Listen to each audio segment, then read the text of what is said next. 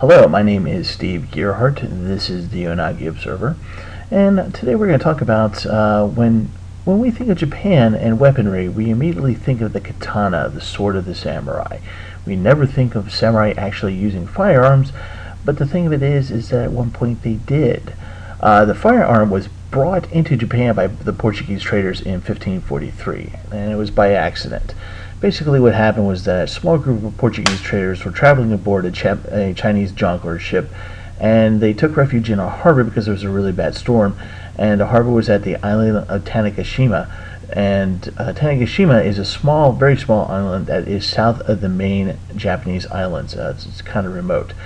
While they were there, they set up a small demonstration of their flintlock rifles for the lord of that island. The lord, Tanegashima Tokikata, was so impressed with these weapons that he bought two of the flintlocks from the traders. The Portuguese traders left soon thereafter, but they set up a trade agreement so that they would be back in about a year.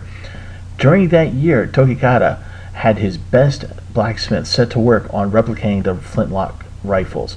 The blacksmith was largely able to do so, but had some problems with a certain key piece of the barrel drilling because the technology and technique did not exist in Japan just yet. But a year later, when the Portuguese traders came back, the technique was taught and the technology developed. And that gave birth to Japan's first firearm, the Tanegashima flintlock rifle. Like most rifles of that era in the world, they were chancy weapons, but when they were used in mass, by hundreds of people, they proved to be a game changer in warfare. The problems with, of course, flintlocks were that they were not accurate beyond 100 feet, they were unusable in rain, and for the Tanegashima flintlock in particular, the caliber was pretty small and had a tendency to bounce off of very strong armor. But as I mentioned already, when used en masse, it was a fearsome weapon. The Japanese also were constantly updating the weapon, so the caliber issue is one of the first problems solved. At first, because it needed some skill to be useful on the individual level, only samurai used the Tanegashima. So they, because they had to be trained on how to use it, how to maintain it, and the best way to aim it. But as military leaders in Japan learned new battlefield techniques that used the firearm in greater numbers, it was quickly given over to foot soldiers. And this is where it had its greatest use. You could have untrained farmers and barely trained foot soldiers using this weapon pretty easily, which brought more men to the battlefield.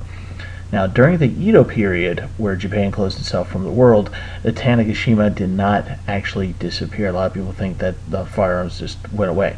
Instead, the opposite actually happened. The number of blacksmiths capable of working firearms grew into the hundreds, and the number of Tanegashima flintlocks grew, both in pistols and rifles. It was only when Commodore Perry showed up that Japan finally updated its firearm armory, and that was because they knew that they were sorely lacking after Perry shot off a few cannon.